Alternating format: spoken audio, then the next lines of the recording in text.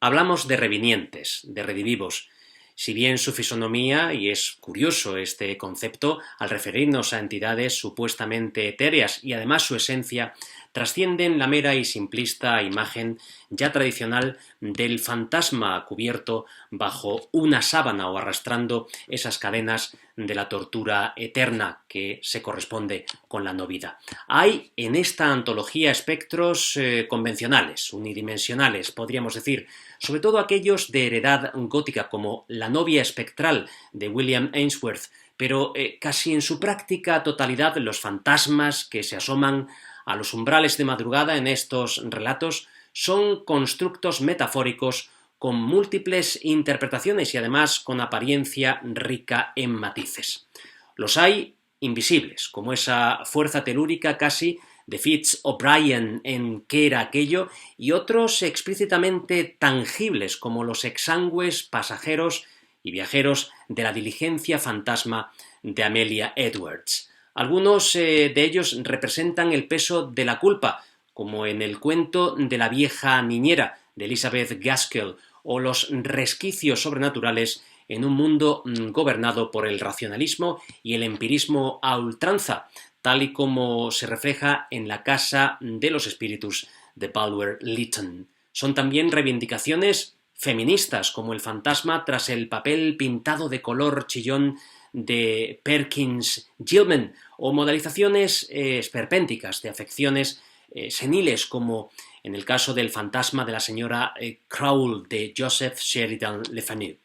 En otros casos, como no podía ser de otro modo, tratándose de esta época, se nos antojan representaciones que demonizan los adelantos de la era industrial, como en el guardavías de Charles Dickens, e incluso los hay vinculados con lastre crítico a la política colonial del Imperio Británico, tal y como se infiere en El carrito fantasma de Rudyard Kipling. Hay también espectros con voz propia que se manifiestan y dialogan con aquellos a quienes se aparecen, demostrando, más allá de una naturaleza unívocamente siniestra, matices humorísticos y guiños paródicos, como en El alquiler espectral de Henry James, cuyo fantasma no se diferencia de los vivos, o también, por citar otro relato incluido en esta antología, El fantasma inexperto de H. G. Wells, con una coreografía para reír, podríamos decir, a mandíbula batiente. Apuntemos de todas formas que los fantasmas de esta antología no son solo su delimitación y su aura, son también los espacios desheredados que ocupan como reverberación residual del ayer justamente en nuestro presente. Son las estampas del hogar encantado o incluso la modernidad desencantada, dimensiones del vacío o del abismo, y son también, asimismo, la prosa hipnótica de los propios textos que basculan entre la ensoñación tensional del suspense, lo sugerido, y la plasmación estremecedora de lo macabro. Sea como fuere, y en síntesis, estos fantasmas son seres limítrofes y crepusculares que emergen desde la dimensión oscura, esa en la que quizás encontramos un reflejo de nuestro ser, esa que desde luego nos habita, como así se manifiesta en el relato Después de Edith Wharton. Genuinos, originales, siempre reconocibles, materializaciones de nuestros temores, nuestras limitaciones o incluso nuestras aspiraciones, los fantasmas de esta antología son no solo la parte lógica de nuestro mundo que alberga concesiones a lo trascendental cuando nos negamos a pensar que todo acaba con la muerte. Son ese umbral reversible, esa puerta abierta que traza Margaret Oliphant o esa ventana que enmarca Saki. Son signos de intersección que permiten el tránsito a uno y a otro lado, lo cual nos lleva a afirmar que convivimos con ellos día tras día en copresencia, pues en definitiva ellos somos nosotros y nosotros somos ellos, los otros. El fantasma, el espectro, un ente, un personaje, una fantasía fruto de la imaginación y fruto de las creencias religiosas, el vínculo con el folclore, los ritos comunales, El fantasma es consustancial a la historia de la humanidad, igual que le sucede al vampiro. No hay época, no hay civilización sin sus propios fantasmas, sin sus propios vampiros.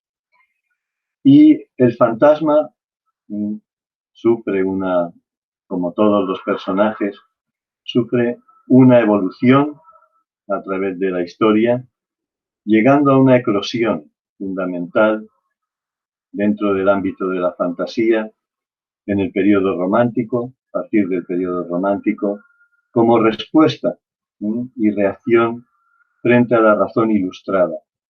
Ese magnífico grabado de Goya, el sueño de la razón produce monstruos. Pero la proliferación del fantasma, proviniendo, como digo, de ese origen literario, fundamentalmente romántico, todavía se acrecienta más, todavía llega a ser más importante en la Inglaterra victoriana y eduardiana, en el siglo XIX, especialmente en esa segunda mitad, en ese periodo de gran complejidad histórica y cultural, una auténtica edad de oro del espectro que viene a convertirse en metáfora, en símbolo de lo otro, lo diferente, aquello que se opone al reinado de la tecnología, al reinado de la razón que provenía ya de la ilustración. Es aquello que atrae y provoca terror al mismo tiempo, que produce terror y disfrute de alguna forma, ¿no?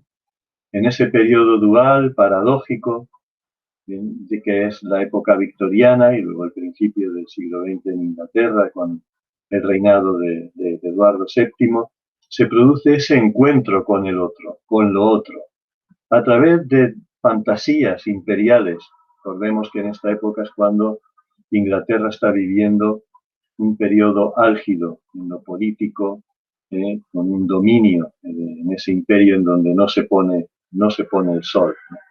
Esas tensiones coloniales, esa proclamación de la reina Victoria como emperatriz de la India en 1871 marca el periodo culminante dentro de la historia política de Inglaterra, donde también sobreviene la revolución industrial, con esa inmanencia, con ese énfasis fundamental en lo tecnológico, en el avance de la tecnología de aquel tiempo.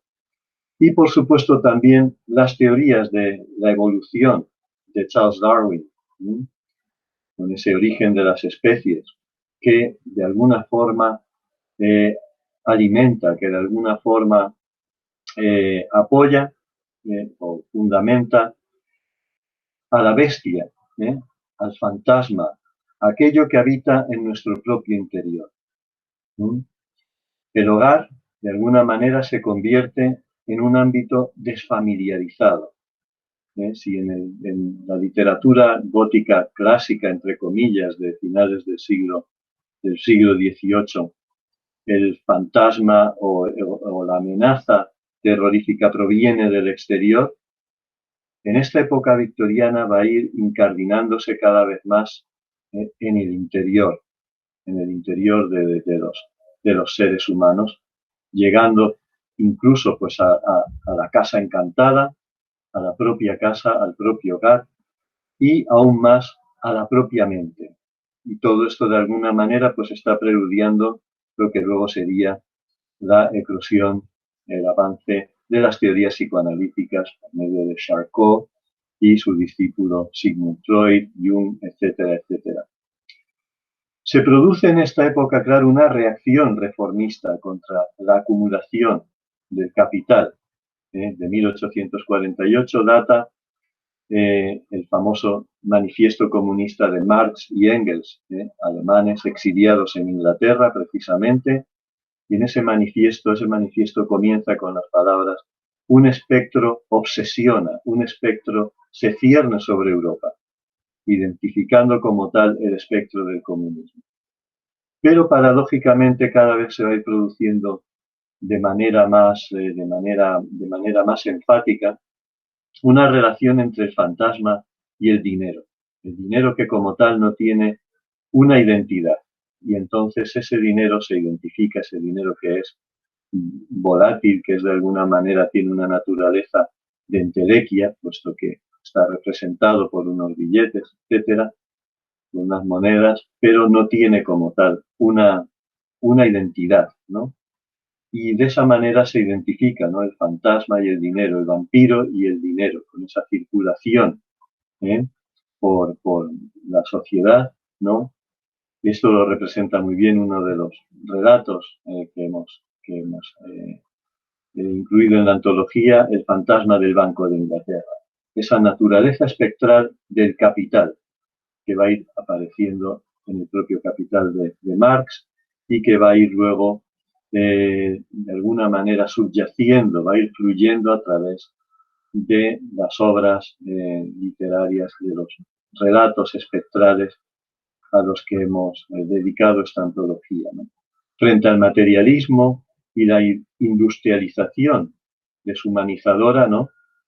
Surge un interés por lo espiritual, pero no tanto desde una perspectiva religiosa que ya había minado de alguna manera, habían minado las teorías de Darwin y otros elementos culturales, sino el espiritismo, el ocultismo, la obsesión por lo fantasmático como un símbolo polisémico, como una metáfora que viene a explicar o que viene a ser el doble de esa realidad materialista que impregna de alguna manera esta época en Inglaterra.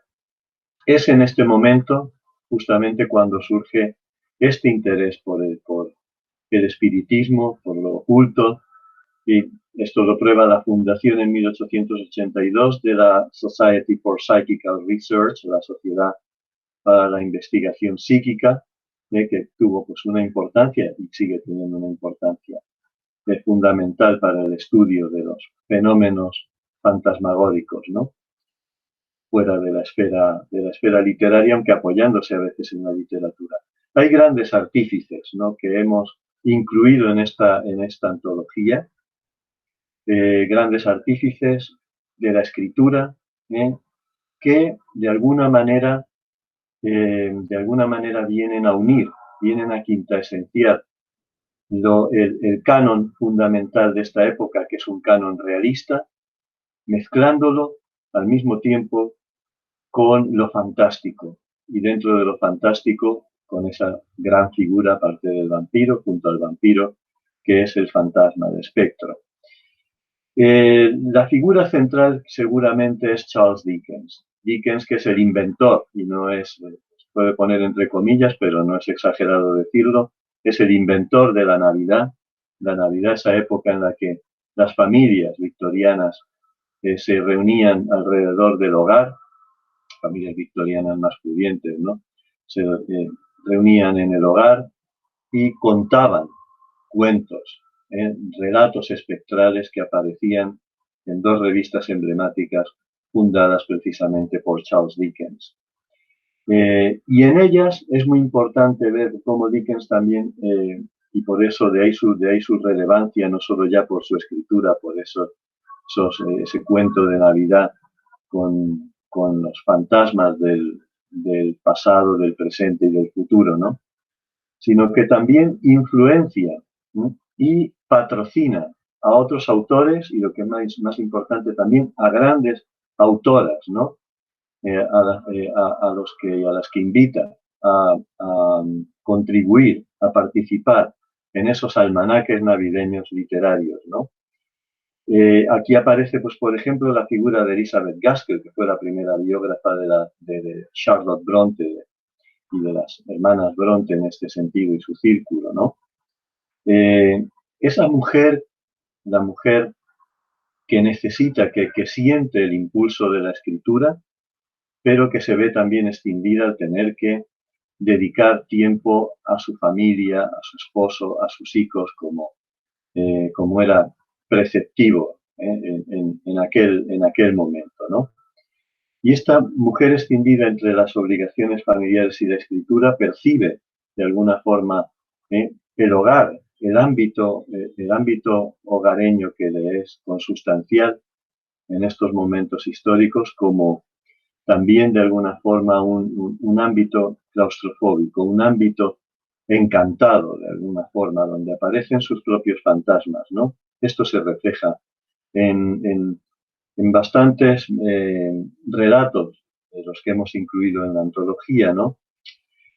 No solo Elizabeth Gaskell, por supuesto, sino también pues Mary Elizabeth Braddon, Amelia Edwards, Margaret Oliphant, Vernon Lee con la sofisticación, con la figura del fantasma, eh, escritoras americanas también como Charlotte Perkins Gilman o Edith Wharton, todas estas grandes mujeres, grandes escritoras que muchas de ellas, como ya he dicho, y al igual que sus contrapuntos masculinos, también practican la escritura realista, pero que de alguna forma eh, vehiculan, ¿no? De alguna forma encauzan también sus obsesiones, digamos, psicosexuales, sus miedos, a través de la escritura fantástica y especialmente a través de la escritura espectral. Por supuesto, esa casa encantada aparece también como elemento relacionado con la mente, como elemento relacionado con la propia individualidad. He dicho, la casa de un hombre es su castillo, la casa de una mujer es su castillo. Y realmente el miedo es que los fantasmas se nos cuelen en nuestro propio hogar. En ese sentido, el hogar se torna en un enemigo, en un lugar ajeno y alienante, ¿no? Y eso lo podemos ver pues en el relato que hemos incluido de La Casa de los Espíritus, de Edward Bulwer-Lytton, autor también de Los últimos días de Pompeya y otras novelas históricas, Algernon Blackwood, M.R. James, aparece en esa casa encantada de juguete, aparecen estas obsesiones no relacionadas con el ámbito del hogar y lo que viene de fuera, y puede de alguna manera, o esos fantasmas del pasado que están de manera recurrente en estos, casi en todos los relatos que hemos incluido en la antología.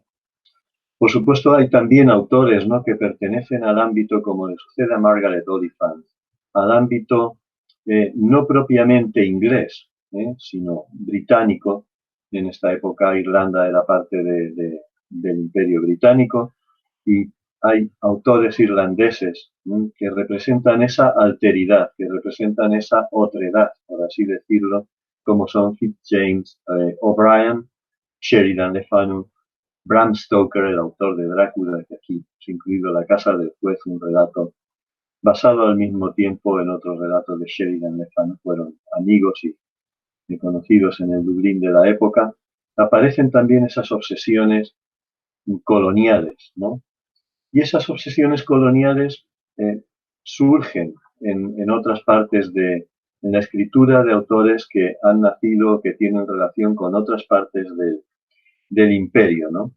Es el caso de Rudyard Kipling, ¿no? Nacido en la India, pero que ha quedado pues como el epítome de digamos, el ciudadano anglo-indio, ¿no? De alguna manera, y defensor del imperio.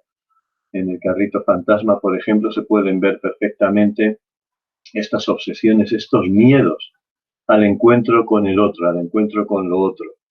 Y lo mismo sucede en el relato de la célebre relato que hemos incluido también aquí, de La Pata de Mono, de Jacobs, donde se ve perfectamente cómo un talismán que proviene de la India, desencadena de alguna forma el miedo, el terror y la tragedia en un ámbito puramente familiar y hogareño, normal, absolutamente británico, ¿no? El fantasma en este sentido expresa o significa lo que Freud llamó el retorno de lo reprimido, aquello que reprimimos, aquello que no queremos que salga a la luz, ¿no? Pero que de alguna manera nuestros fantasmas, ¿no?, pues de una u otra forma siempre regresan, y esto está magníficamente representado de forma además pues muy estética, muy artística, muy cuidada. Son grandes escritores y escritoras, los aquí incluidos, ¿no? Y también en Francis Marion Crawford se puede ver perfectamente este retorno de lo reprimido en la calavera que gritaba. También, por supuesto, aparecen elementos paródicos, como sucede en el relato de H.G. Wells, el célebre autor de obras de ciencia ficción como La Guerra de los Mundos, donde El hombre invisible, La isla del doctor Moreau, que también escribió excelentes cuentos, excelentes relatos, y aquí tenemos uno donde aparece esa vertiente que une lo terrorífico y el miedo con los elementos satíricos y paródicos, ¿no? Como también en La ventana abierta de Saki, otro de los autores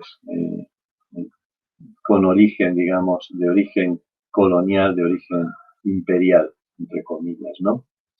En última instancia, creo que este volumen ofrece pues una completa crónica, ¿no?, de lo espectral en lo que es la verdadera época dorada, the Golden Age, del cuento de fantasmas. De ahí creo la importancia fundamental de este libro, la importancia fundamental de esta crónica, ¿no?, de lo espectral, de lo fantasmagórico, que producirá sin duda, por una parte, miedo, terror, curiosidad, pero también un gran disfrute, un gran placer al degustar estas historias, estos relatos magníficamente escritos, magníficamente pensados y llevados al papel.